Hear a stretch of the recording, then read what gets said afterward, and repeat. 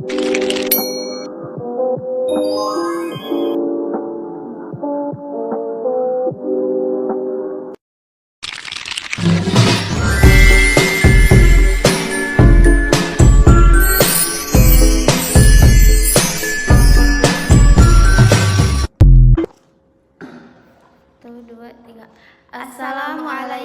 warahmatullahi wabarakatuh. Perkenalkan, nama saya Vina Bila Najwa dari Prodi PAI Unit 1. Dengan kesempatan ini saya ingin membuat tugas video UTS dengan mengkritik makalah kelompok 5 yang berjudul Tradisi Islam Lokal. Kritik ini untuk karya tulis saja, bukan untuk menilai pribadi penulis. Saya berharap semoga menjadi perbaikan dan menjadi pembelajaran bagi kita semua. Yang dimaksud tradisi Islam lokal adalah kebiasaan, adat istiadat, ritual atau cara hidup masyarakat setempat yang sudah berlangsung secara turun-menurun dan menggunakan nilai-nilai. Dan makalah ini juga ngebahas gimana Islam bisa menyatu dengan budaya daerah di Indonesia. Jadi Islam masuk ke Indonesia ketika masyarakat sudah ada adat tradisi sendiri. Nah, para ulama tidak menghilangkan budaya, akan tapi mereka malah menyesuaikan dan memasukkan nilai-nilai di dalamnya.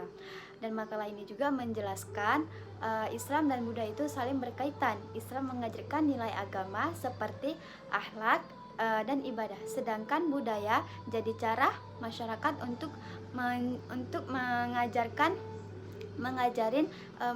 nilai-nilai itu ke dalam kehidupan mereka sehari-hari. Makanya itu Islam di Indonesia dikenal ramah, toleran, dan menghargai budaya lokal.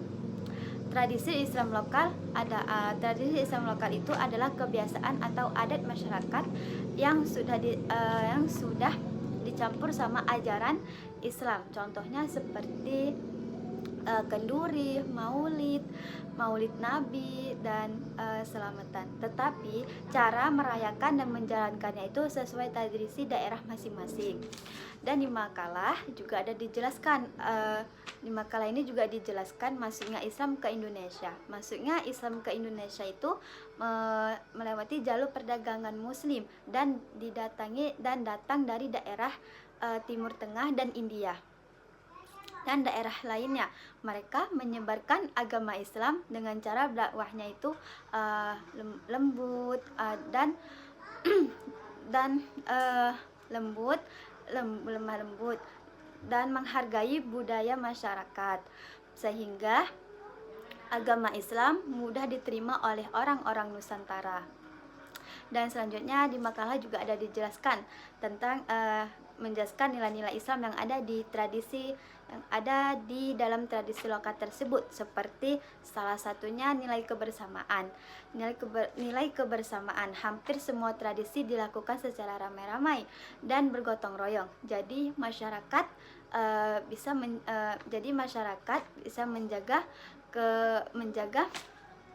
membantu dan menjaga kehubungan baik satu sama lain. Dan ada juga nilai syukur. Nilai syukur yang dimaksud ialah sedekah bumi atau kenduri panen atas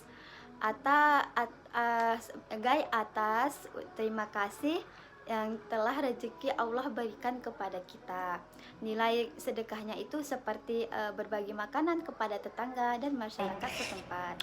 Dan saya akan mulai dari daftar isi. Daftar isi sudah tersusun rapi dan sistematis sesuai format penulisan makalah. Dan selanjutnya ke bab 1 atau pendahuluan. Alur pikir terlalu cepat, seperti penjelasan bergerak terlalu cepat, seperti konsep universal Islam universal, langsung ke bagian contoh. Dan ke tujuan penulisan. Tujuan penulisan hanya mencerminkan rumusan masalah saja, Maksudnya itu tujuan penulisan hanya menerjemahkan rumusan masalah seperti kalimat tanya menjadi kalimat perintah. Dan selanjutnya daftar pusaka.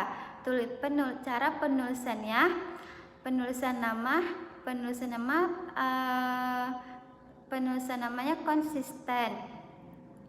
Seperti cara penulisan tokoh, pengarang, nama, dan penerbitan tidak seragam. Contohnya pada Ajrabasis itu tahunnya ditulis tahunnya diletakkan setelah nama. Dan selanjutnya rumusan masalah sudah tersusun rapi dan sistematis, namun masih bersifat umum. Pertanyaannya belum menunjukkan fokus yang lebih spesifik dan mendalam. Selanjutnya adalah manfaat penulisan. Yang ditulis sudah relevan tetapi masih umum dan kurang spesifik. Penjelasannya itu belum menunjukkan manfaat yang lebih luas. Dan kita masuk ke pembahasan pengertian tradisi Islam lokal. Di sini saya akan mengkritik pengertian tradisi dalam lokal. Di penjelasan ini tentang pengertian tradisi sudah cukup jelas dan lengkap. Akan tetapi terlalu panjang dan berulang-ulang, akan lebih mudah dibuat ringkas dan singkat dan ditambah contoh supaya orang-orang mudah memahami materi ini.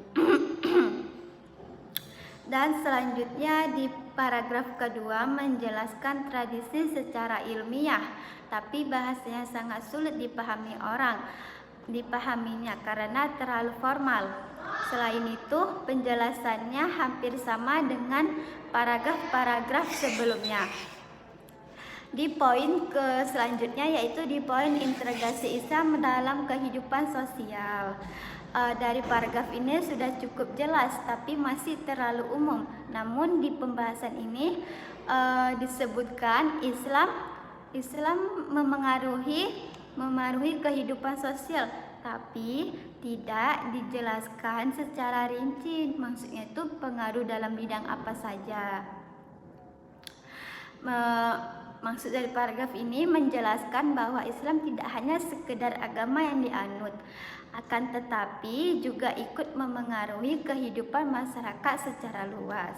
Dan selanjutnya pembahasan yang menarik bagi saya ada di poin peran ulama dan wali songo dalam berdakwah, yaitu peran wali songo dengan perkembangan Islam di Indonesia semakin cepat karena para ulama dan wali songo menggunakan pendekatan budaya dalam dakwah.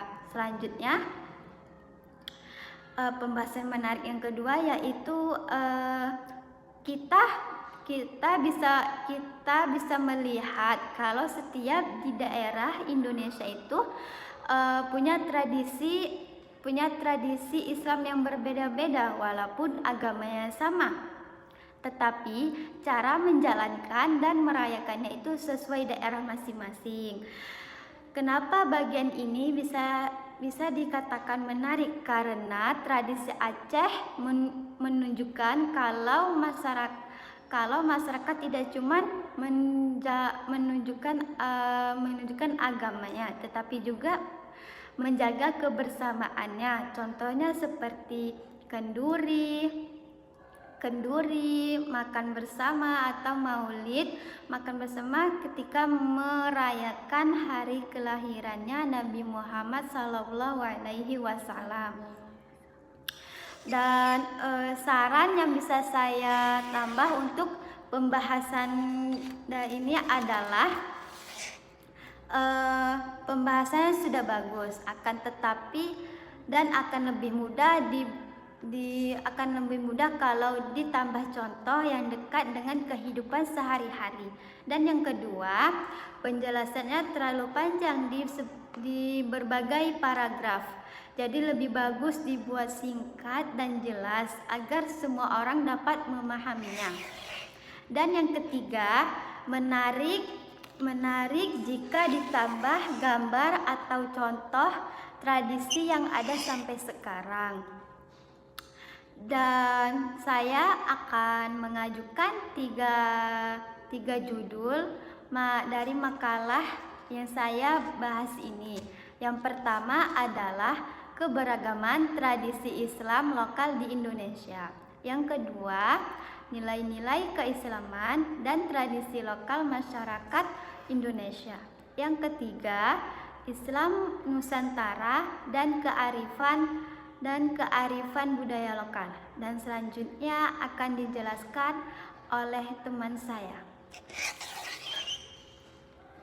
Saya Nurusna Dewi dari kelompok 9 akan membedah makalah teman saya dari kelompok 3 yang berjudul Islamisasi Nusantara. Proses masuknya Islam ke Nusantara yang dilakukan dengan cara damai seperti perdagangan, perkawinan, pendidikan, serta budaya. Hal ini menunjukkan bahwa penyebaran Islam di Indonesia tidak dilakukan dengan paksaan, melainkan melalui pendekatan sosial dan budaya sehingga mudah diterima di masyarakat. Selain itu, pembahasan tentang teori masuknya Islam juga karena terdapat beberapa pendapat yang berbeda, yaitu dari teori Arab, teori Gujarat, dan Persia. Perbedaan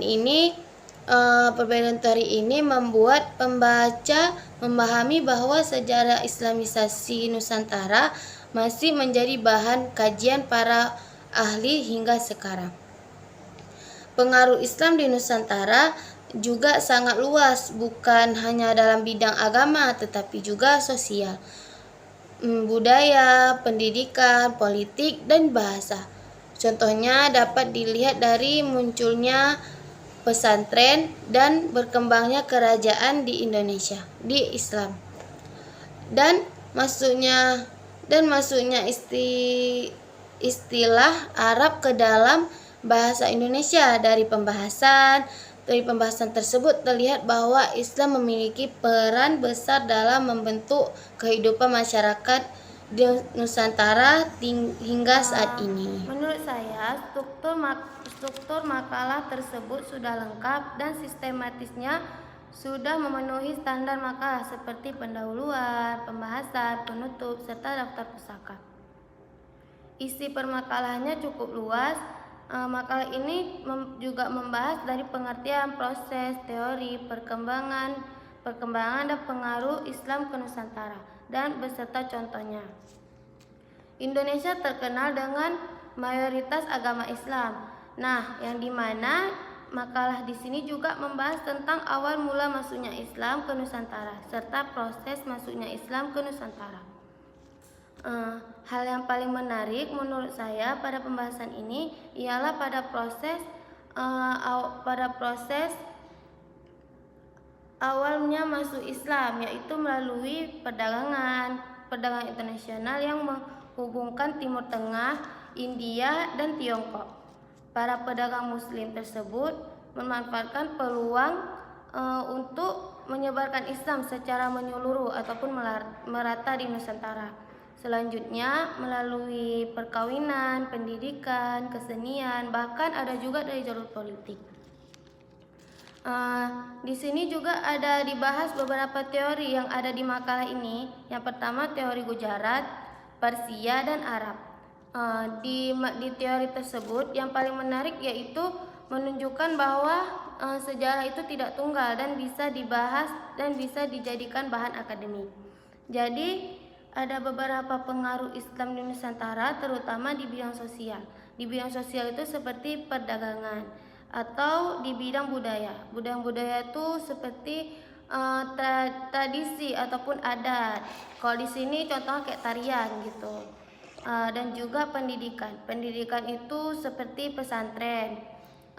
Baik, saya akan mengajukan 3 judul dari makalah tersebut. Yang pertama, proses masuknya Islam ke Nusantara, dan yang kedua, teori masuknya Islam ke Nusantara, yang ketiga, pengaruh dan perkembangan Islam di Nusantara. Baik, mungkin hanya itu yang bisa kami sampaikan. Sekian presentasi dari kami. Mohon maaf apabila masih terdapat kekurangan dalam penyampaian maupun isi makalah. Terima kasih atas perhatiannya teman-teman dan Bapak. Kami akhiri. Wassalamualaikum warahmatullahi wabarakatuh.